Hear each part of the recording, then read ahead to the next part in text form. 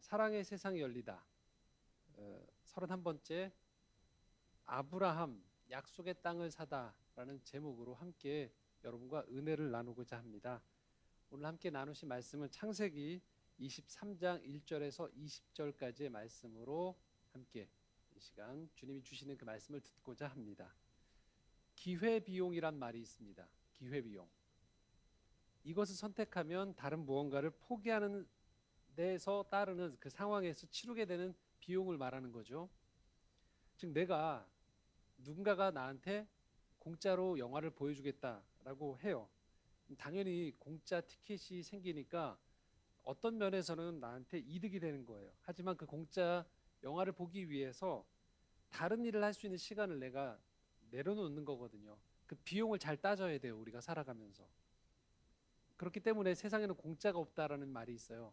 공짜를 누군가가 제공하면 그것들에 따른 분명히 또 다른 내가 해야 되는 수고가 있거나 다른 무언가가 뒤따르게 된다는 거죠. 이걸 명심하게 되어지면 우리는 살아가면서 어떤 선택을 하게 되어지면 이 선택에 따른 이익 못지않게 반드시 그 선택으로 인해서 하지 못하게 되는 일, 그걸 계산해야 돼요. 포기해야 되는 일이 뭔가, 희생해야 되는 일이 무엇인가도 우리가 계산하면서 살아가는 법들이 필요하다라는 것이죠. 오늘 아브라함이 한 선택을 하는데요. 이 선택을 볼 때 여러분들이 기회비용이란 단어를 염두에 두시고서 말씀을 보면 훨씬 아브라함의 이 선택이 이해가 잘 되실 겁니다. 먼저 오늘 본문은요. 아브라함이 그의 아내 사라가 죽었음을 알리는 본문으로 시작합니다. 1절과 2절인데요. 함께 읽겠습니다.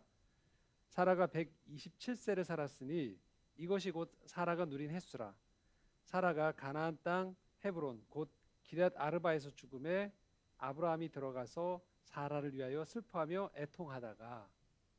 성경에서요 수명이 제시된 유일한 여성이에요. 사라가 중요한 인물인 거예요. 그만큼 사라가 죽었습니다. 사라가 누굽니까? 믿음의 조상이라고 일컬어지는 아브라함과 일평생 그 아브라함의 모든 여정에 동행했던 여성이었어요. 하나님이 아브라함을 이 갈대 우르에서 불러내실 때에도 사라는 함께 했었고요.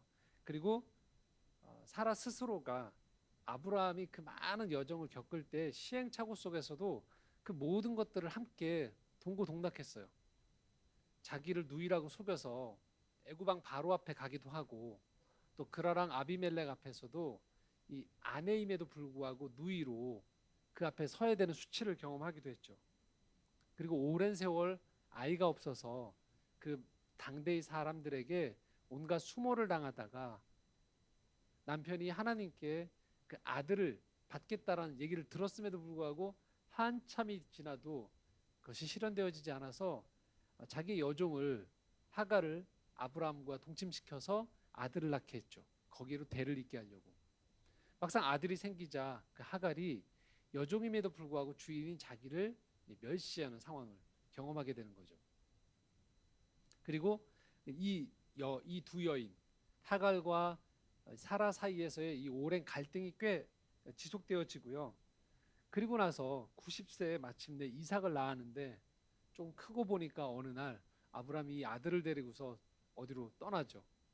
알고 봤더니 아들을 제물로 바치기 위해서 갔던 여정이었던 걸 뒤늦게 듣게 되는 거죠. 그러면서 아브라함의 믿음이 자라가요. 근데 사라는 그걸 다 옆에서 지켜봤던 거죠.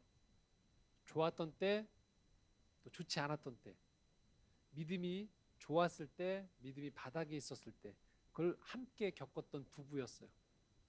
근데 그 중에 한 사람이었던 이 사라가 생을 다하고 이제 하나님 곁으로 돌아가게 됐어요.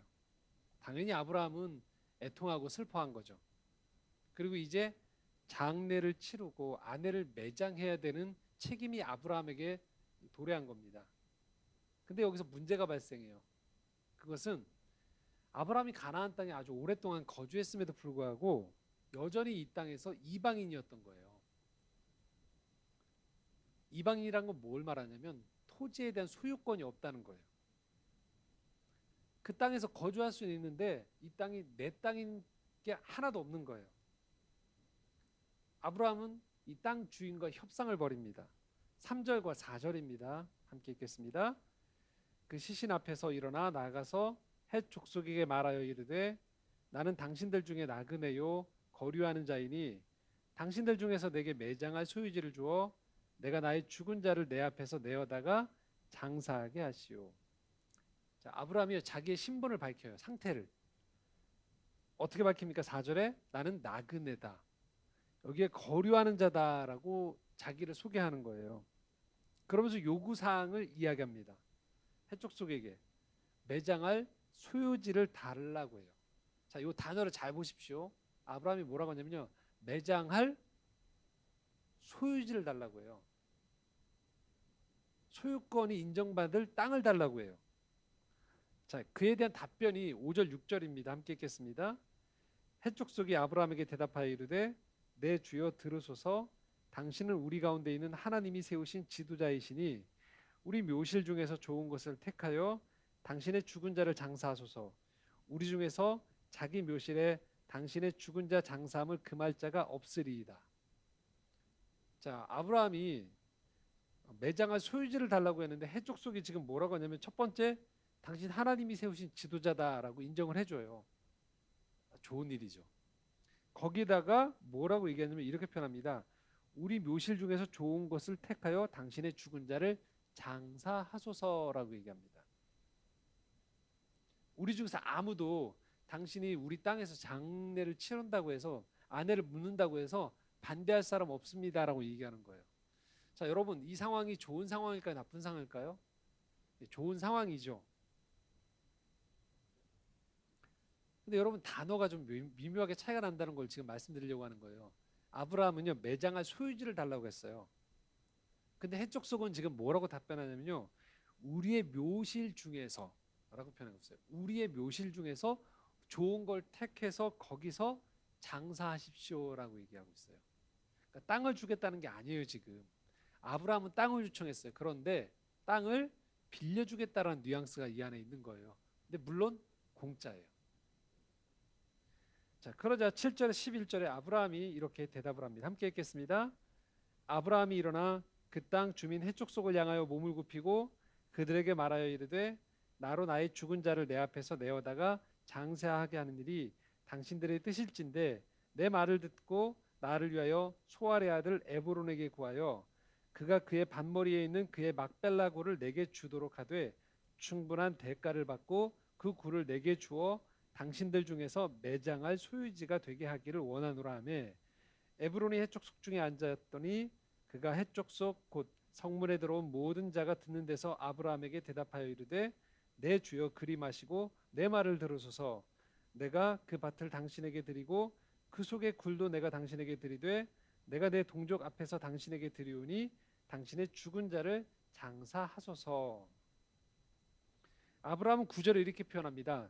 충분한 대가를 치르겠다고 해요. 그러면서 뭐라고 표현합니까? 9절에 다시 한번 이 단어가 강조되죠. 뭘 달라고요? 매장할 소유지를 달라고 해요.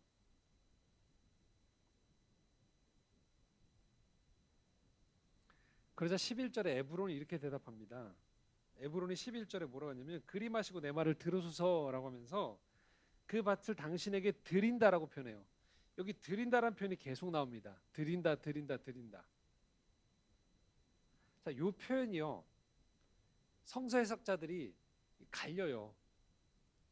어떤 사람은 이 드린다라는 표현이요. 진짜 공짜로 준다라고 표현하기도 해요.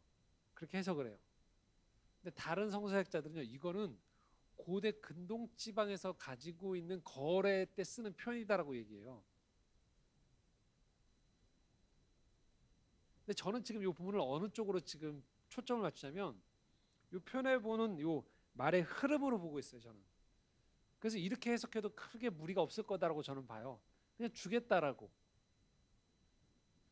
자, 그러면 아브라함이 받아야 되잖아요, 지금. 그런데 12절에 16절에 보면 아브라함이 또 다르게 얘기를 해요. 계속. 12절에 16절 함께 읽겠습니다. 아브라함이 이에 그 땅의 백성 앞에서 몸을 굽히고 그 땅의 백성이 듣는 데서 에브론에게 말하여 이르되 당신이 합당히 여기면 청하건대 내 말을 들으시오. 내가 그 밭값을 당신에게 주리니 당신은 내게서 받으시오. 내가 나의 죽은 자를 거기 장사하겠노라. 에브론이 아브라함에게 대답하여 이르되 내 주여 내 말을 들으소서. 땅값은 은 400세겔이나 그것이 나와 당신 사이에 무슨 문제가 되리이까. 당신의 죽은 자를 장사하소서. 아브라함이 에브론의 말을 따라 에브론이 해쪽 속에 듣는 데서 말한 대로 상인이 통용하는 은 400세겔을 달아 에브론에게 주었더니. 아브라함이 13절에 이렇게 표현합니다. 그 땅의 백성이 듣는 데서, 이 증인이 있는 거예요. 여러 사람이. 거기서 뭐라고 하냐면 밥값을 내겠다고 얘기하는 거예요. 돈 주겠다고. 그리고 거기에 장사하겠다고. 14, 15절에 에브론이 그 땅 값이 얼마냐라고 얘기하냐면 은 400세겔이라고 얘기해요. 그냥 묻어라. 근데 16절에 아브라함이 그 값을 그대로 냅니다.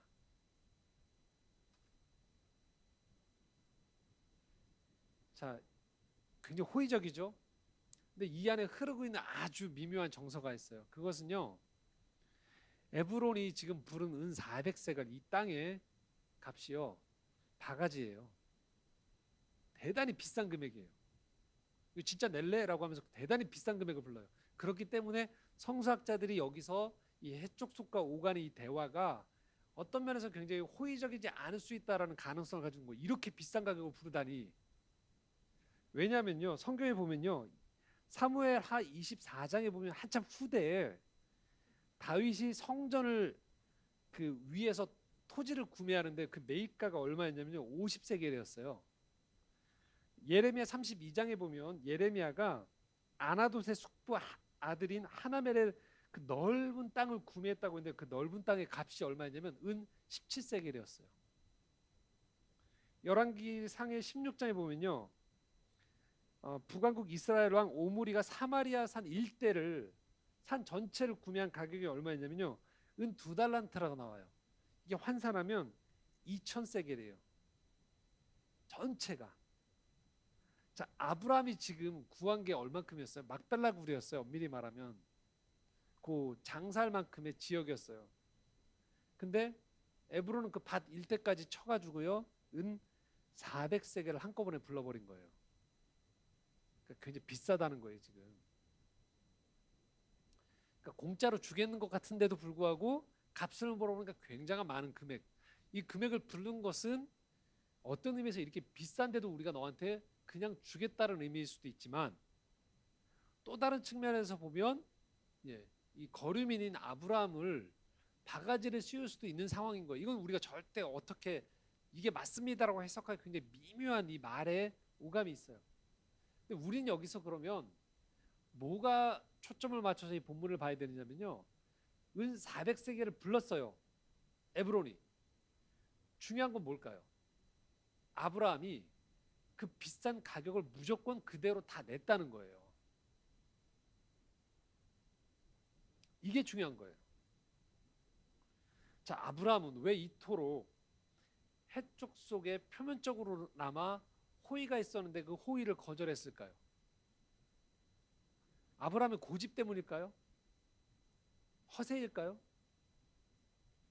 아브라함이요, 두 가지 사실을 알고 있었던 겁니다. 첫 번째는요, 바로 이겁니다. 하나님께서 아브라함에게 가나안 땅을 주겠다고 하셨어요. 그런데 아브라함이 이걸 진짜로 믿은 거예요.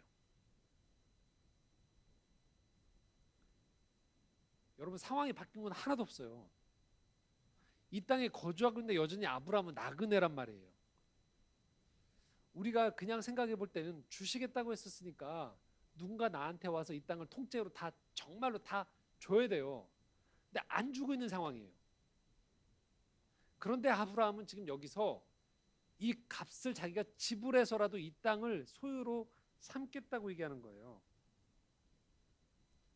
자, 이게 만약 아브라함이 처음 하나님이 불렀을 때, 아직 믿음이 자라지 않았을 때라면 이스마엘을 자기가 취득했던 것 같은 그런 불신의 상징일 수도 있는 거예요. 결국 안 주시네. 내 돈이라도 내서라도 내가 그냥 내 땅 찾아야겠다. 요 밭이라도 굴이라도 내 걸로 그냥 삼아야겠다 라는 자립의 의미가 아니에요. 여긴 하나님에 대한 불신이 담겨 있는 게 아니고요, 좀 더 적극적으로 하나님이 주시겠다고 한 땅이었기 때문에 이 땅을 내가 값을 지불해서라도 내 소유로 삼겠다라는 그 약속에 대한 받아들임이 이 안에 깔려 있는 겁니다. 두 번째는 뭐냐면요. 아브라함이 이 사람들의 호의에 근거를 두지 않는 거예요. 하나님의 약속의 성취를 어떤 사람들이 나한테 전해주는 선의와 좋은 호의만으로 덥석 받아들이지 않고요. 아브라함은 이것을 분명한 약속을 성취에 초점을 맞췄다라는 거예요. 왜냐하면요. 마음이 변할 수 있는 거예요. 언제든지. 역사에서는 이런 일이 실제로 일어난 거예요. 지금 저희가 창세기 23장을 보고 있는데요. 자, 창세기가 50장까지 넘어서 출애굽기로 바로 넘어가거든요. 출애굽기 1장에 보면 이런 일이 벌어집니다. 출애굽기 1장 6절에 11절입니다. 함께 읽겠습니다. 요셉과 그의 모든 형제와 그 시대의 사람은 다 죽었고 이스라엘 자손은 생육하고 불어나 번성하고 매우 강하여 온 땅에 가득하게 되었더라. 요셉을 알지 못하는 새 왕이 일어나 애굽을 다스리더니 그가 그 백성에게 이르되 이 백성 이스라엘 자손이 우리보다 많고 강하도다. 자, 우리가 그들에게 대하여 지혜롭게 하자. 두렵건대 그들이 더 많게 되면 전쟁이 일어날 때 우리 대적과 합하여 우리와 싸우고 이 땅에서 나갈까 하노라 하고 감독들을 그들 위에 세우고 그들에게 무거운 짐을 주어 괴롭게 하여 그들에게 바로를 위하여 국고성 비돔과 라암셋을 건축하게 하니라. 자, 이게 어떤 내용이냐면 이제 아브라함, 이삭, 야곱의 아들 중에 요셉이 가나안 땅에 거하다가 애굽으로 넘어가죠. 팔려서. 애굽에서 이 기근이 들었을 때 형제들이 애굽 땅으로 넘어왔단 말이에요. 애굽의 총리가 된 요셉을 만났어요. 그래서 이 나중에 이 요셉의 모든 가족들이 다 애굽으로 이주하게 된 상황이 벌어졌었어요. 본문에서 이렇게 얘기합니다. 요셉과 그의 모든 형제와 그 시대의 사람이 다 죽었다고 표현해요. 이건 뭘 말하냐면 요셉이 애굽 총리였고 요셉의 가족들을 책임져 줄 만한, 보호해 줄 만한 이 관계성이 있는 세대가 한 시대가 저물었다는 거예요. 몇 세대가 흐르고 났더니 어떤 일이 벌어졌느냐? 애굽 땅에 이주했던 이 이주민이었던 이스라엘 사람들이 수가 많아진 거예요. 훨씬 많아졌어요. 그러자 애굽 사람들이 겁을 내기 시작했죠. 처음에 호의로 이 사람들이 일정 부분 이 땅에 거하게 했는데 이 수가 엄청나게 늘기 시작하자 애굽 사람들의 마음이 바뀌었어요. 선대 어떤 일이 있었는지에 대한 것들이 기억이 희미해지면서 현재적인 위협이 실존이 돼버린 거예요. 이들을 노예로 삼기 시작한 거죠. 강하게 채찍질을 가기 시작한 거예요. 건축의 노동자로 부리기 시작한 거예요. 이스라엘 백성들을. 분명히 처음 시작은 뭐였냐?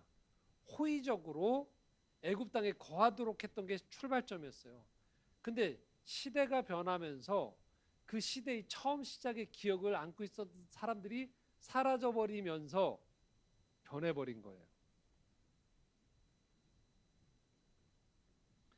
아브라함은요, 지금 이 해족속이요, 이 땅을 빌려주겠다, 무덤을 할 수 있는 장사지를 빌려주겠다고 했던 이 호의가 당대에는 가능할 수 있을지 모르지만 이 에브론과 해족속이 그 다음 아들, 그 손자까지 내려가면서까지 계속적으로 이 땅에 대한 소유권에 대해서 어느 시점에서 해족속의 마음이 변할 수 있는 가능성을 염두에 두는 거예요. 그렇기 때문에 아브라함은 이 땅을 지금 사는 게 필요한 거예요. 많은 사람 앞에 증인을 세워서 이 땅이 확실한 내 땅이 되어지는 게 중요했던 거예요. 우리는 알게 됩니다. 이제 하나님의 언약이 분명히 있었어요. 아브라함에게 이 땅을 주겠다고. 그런데 아직도 땅 한 평도 아브라함에게 주어지지 않았었어요. 그런데 거기서 아브라함이 이 땅을 은 400세겔이라는 큰 돈을 들여서라도 산 거예요. 드디어 땅이, 가나안 땅이 일부가 아브라함의 소유가 된 거예요. 언약은 그래서요, 하나님의 최선과 인간의 최선이 만날 때 그 성취가 이루어지는 거예요. 우리가 지지난주에 봤던 창세기 22장에 하나님께서 순양을 미리 준비해 놓으셨었죠. 모리아산에서. 하지만 그 순양을 만나기 위해서 아브라함이 해야 되는 일이 있었어요. 무엇이었죠? 아들 이삭을 데리고 사흘길을 걸어서 아들을 제단 위에 놓는 것까지를 했었어야지 돼요. 그건 하나님이 할 수 있는 일이 아니었어요. 아브라함이 했어야 돼요. 그 이후에 하나님께서 아브라함의 눈을 열어주셔서 주변에 있는 제물을 순양을 보여주신 거죠. 아브라함이 약속의 땅을 주심을 믿지 않았다라면요, 그 땅을 무료로 빌려주겠다고 한 사람이 나왔을 때 덥석 받았을 수도 있어요. 아브라함은 하나님의 약속을 믿은 거예요. 만약에 아브라함이 하나님의 언약을 믿지 않았다면요, 어차피 안 주신 땅 무료로 내 아내의 묘실이라도 잠깐이라도 갖자. 어차피 저분 안 주실 거니까라고 생각했을 거예요. 근데 아브라함은 이 땅 하나님이 반드시 주신다는 약속을 믿었어요. 그렇기 때문에 자기가 할 수 있는 최선으로 그 땅을 샀던 거예요. 바로 이게 어떤 순간이냐? 아브라함이 언약의 성취자의 동역자가 되는 순간인 거예요. 아브라함은 믿음에 있어서 더는 어린아이가 아니었던 거예요. 믿음에 있어서만큼은 장성한 어른이 된 겁니다. 아브라함은요, 공짜의 기회비용을 알았던 거예요. 아니, 아브라함은요, 공짜는 세상에 없다고 생각한 거예요. 그렇기 때문에 여러분, 믿음이 우리가 자라갈수록요, 우리는 알게 됩니다. 공짜가 아니라는 거. 매일매일 우리가 살아가면서요, 성실한 하루하루가 쌓여갈 때 성숙하고 성장이 이루어진다는 걸 알게 되는 거예요. 무엇보다도 가장 중요하고 꼭 필요한 일을 해야 될 때에는요, 우리 안에서 그에 맞는 포기나 희생, 값이 따르다는 걸 우리가 알게 되는 거예요.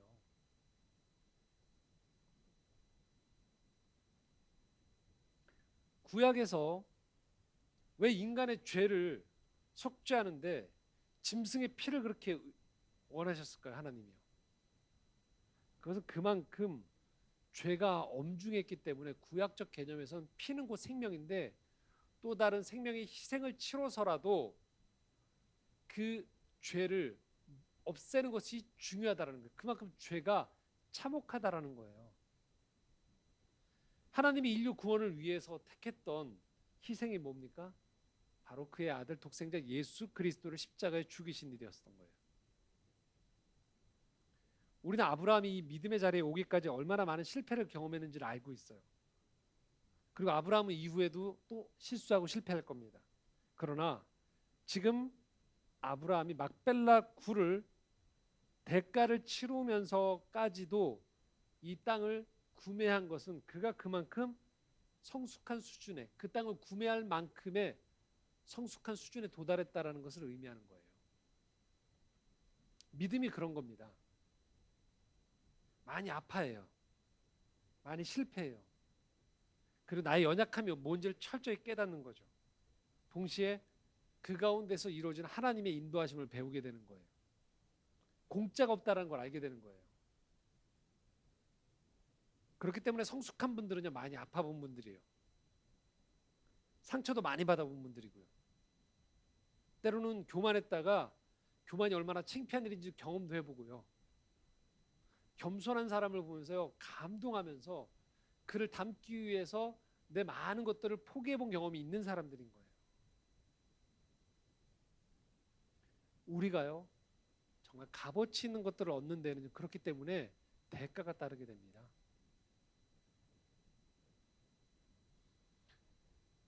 우리 주변을 보면서 우리가 그런 생각을 해요. 저 사람은 어떻게 저렇게 좋은 걸 다 누리고 있는가? 우리가 잊으면 안 되는 게 있어요. 저 사람이 저 좋은 걸 누리기까지의 그가 치러야 될 희생이 있다는 거. 우린 그걸 보지 못해요. 아브라함은 이제 알게 된 거예요. 하나님의 그 약속이 너무나도 엄청나고 귀하다는 걸 알고 있어요. 그러나 그에 못지않게 아브라함이 해야 되는 책임이 있다는 걸 아브라함은 알고 있는 거예요. 그렇기 때문에 비싼 값을 치르더라도 대가를 치르더라도 아브라함은 그 밭을 사게 되는 겁니다. 그 밭을. 17절에서 20절입니다. 함께 읽겠습니다. 마므레 앞 막벨라에 있는 에브론의 밭, 곧 그 밭과 거기에 속한 굴과 그 밭과 그 주위에 둘린 모든 나무가 성문에 들어온 모든 해쪽 속에 보는 데서 아브라함의 소유로 확정된지라. 그 후에 아브라함이 그 안에 사라를 그 가나안 땅 마므레 앞 막벨라 밭 굴에 장사하였더라. 마므레는 곧 헤브론이라. 이와 같이 그 밭과 거기에 속한 굴이 해쪽 속으로부터 아브라함이 매장할 소유지로 확정되었더라. 자, 18절에 보시면 이렇게 표현되어 있죠. 아브라함의 소유로 확정된지라. 20절에 다시 처음에 제가 유념해 보라고 하셨던 그 단어가 또 반복되어지죠. 뭐라고 나옵니까? 아브라함이 매장할 소유지로 확정되었더라. 여기에는 400세겔이 있다는 걸 잊으시면 안 된다는 거예요. 은 400세겔. 그렇기 때문에 매장한 소유지로 확정되어서요. 이 땅이 아브라함 가문이 가나안 땅에서 계속적으로 장사를 치를 수 있는 확보된 땅이 된 겁니다. 창세기 50장 12절 14절 한번 보시겠습니다. 함께 읽겠습니다. 야곱의 아들들이 아버지가 그들에게 명령한 대로 그를 위해 따라 행하여 그를 가나안 땅으로 메어다가 마므레 앞 막벨라 밭 굴에 장사하였으니 이는 아브라함이 해쪽 속 에브론에게 밭과 함께 사서 매장지를 삼은 곳이더라. 요셉이 아버지를 장사한 후에 자기 형제와 호상꾼과 함께 애굽으로 돌아왔더라. 자, 여기에 보면 얘기한 대로 결국 이 막벨라 굴에는요, 사라 이후에 아브라함, 이후에 이삭과 리브가 야곱과 레아 3대가 다 여기 묻히게 돼요.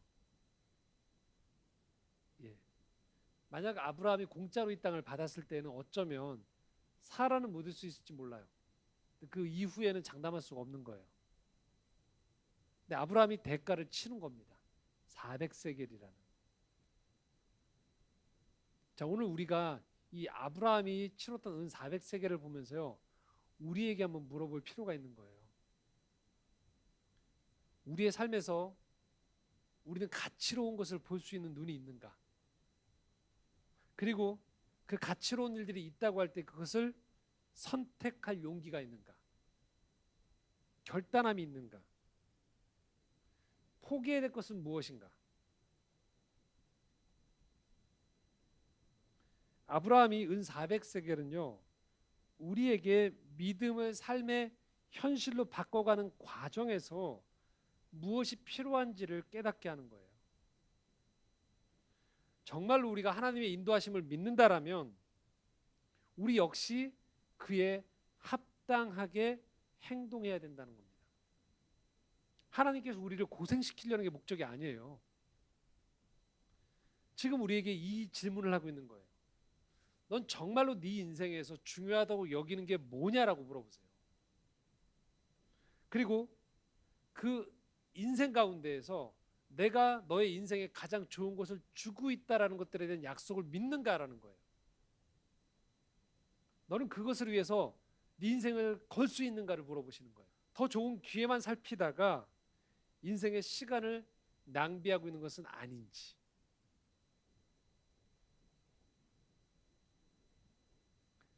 자, 이제 코로나19가 어느덧 이제 일상으로 돌아가라고 우리에게 사인을 보내고 있죠. 신호를 보내고 있습니다.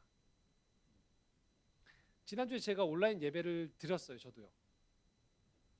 온라인 예배를 저는 집중해서 드리려고 제 방에서 따로 드렸어요. 가족들하고 안 드리고요. 그리고 나서 제가 방문을 열었거든요. 저희 아내가 저한테 이렇게 얘기했어요. 안 좋은 일이 있냐고. 표정이 어둡다고. 온 집중을 해서 봤더니요, 너무 힘들더라고요. 그런데 한 가지를 발견했어요. 중간에 밴드가 잠깐 안 됐죠. 제가 그렇게 당황하지 않더라고요. 네. 오전사님 말씀이 안 좋았다는 게 아니고 좋았어요. 왜냐하면 끊기는 현상을 평소에도 종종 경험하잖아요. 저희가 그렇게 이상하지가 않더라고요. 저는 분명히 목사고 제가 예배드리는 시간인 걸 알고 있어요. 그리고 온 집중을 했거든요. 그런데 끊겨서 뭔가가 돌아가고 있는데 제가 엄청나게 당황하지 않더라고요. 왜냐하면 연결되겠지라는 생각을 하고 있더라고요. 그러면서 제 스스로가 온 집중을 다 했음에도 불구하고 예배를 마치고 난 다음에 제 스스로에게 물어봤었어요. 어땠는가를 물어봤어요. 그랬더니 저한테 이 생각이 떠올랐어요. 한 주면 괜찮겠다. 지난 2년간은 여러분 알겠지만 공적인 자리에서 분명히 저희가 시그널을 드렸어요. 감염의 위험, 또 크리스찬들이 모였을 때 부담스러웠다는 걸 저희가 다 알고 있어요. 그러니까 우리끼리만이 아니고 사회적으로 봤을 때에도 여러 가지 위험하고 불안한 요소가 될 수 있다는 걸 제가 다 경험을 했었어요. 자, 이제 돌아오고 있어요. 일상으로요. 근데 우리 스스로가 한번 물어볼 필요가 있는 거죠. 혹시 우리 스스로가 주중에 우리의 일상은 다 회복이 된 거예요. 친구를 만나거나 강의를 들으러 가거나 어디 활동을 하는 게 다 일상이 돌아오고 있어요. 근데 혹시 예배를 우리가 일상으로 돌려놓고 있지 않은 건 아닌지 한번 물어볼 필요가 있다는 거예요. 분명히 이 온라인 예배는 많은 장점이 있는 것 같아요. 얘기대로 몸이 너무 안 좋거나 피치 못할 사정으로 지방에 있을 때나 여러 가지 때는 저는 도움이 된다고 분명히 생각합니다.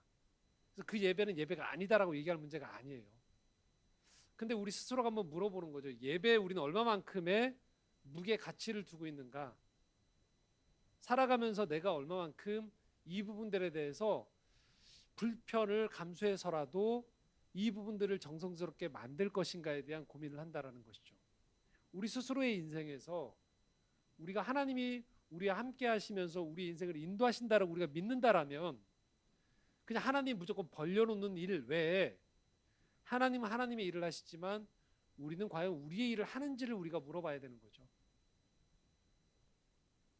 하나님이 살아계시다고 하는데 그냥 이제 2년 동안 우리가 이 온라인 예배를 드리면서 우리도 모르게 그냥 명제로 남아있는 건 아닌가. 하나님의 임재함의 동행 또 내 신앙에 중요한 가치를 부여할 때 선택의 기준이 되어지는 것이 아니고 찔리지 않을 정도로만 혹시 이 범위가 작아진 건 아닌가. 주일 예배 어떻게 하든 드렸으면 됐다라고 생각하는 정도의 명시적 크리스찬으로서 점점 우리가 관습화되어져 가는 건 아닌지에 대해서 한번 물어볼 필요가 있다는 겁니다. 말씀 정리하겠습니다. 아브라함은요 가나안 땅을 하나님께서 자신에게 주심을 믿었어요. 그래서 그 땅에서 그는 값을 지불했어요. 그러나 그의 신분은 여전히 나그네였어요. 그럼에도 불구하고 아브라함이 이 생각을 아마 했었을 거예요. 은 400세겔을 값을 지불할 때요. 이 400세겔 어디서 왔을까? 결국 하나님이 주셨던 돈 아닌가? 그럼 하나님의 이 약속을 실현하는데 이 돈을 쓰는 것을 내가 왜 아까워할까라는 것들을 했을 거란 말이죠. 사야 될 땐 사야 되는 거예요. 공짜가 아닙니다. 그럴 때 우리 삶에서 막연했던 약속들이 현실로 오게 되어지는 것들을 우리는 알게 되어집니다. 오늘 여러분에게 은 400세겔은 무엇입니까? 그것을 드릴 때 열릴 수 있는 것들이 있음에도 불구하고 여전히 주변을 돌아보시면서 여러분 멈칫하고 있는지 멈칫하고 있는 것은 아닌지 우리 스스로를 돌아보아야 될 때가 아닌가 싶습니다. 함께 기도하겠습니다.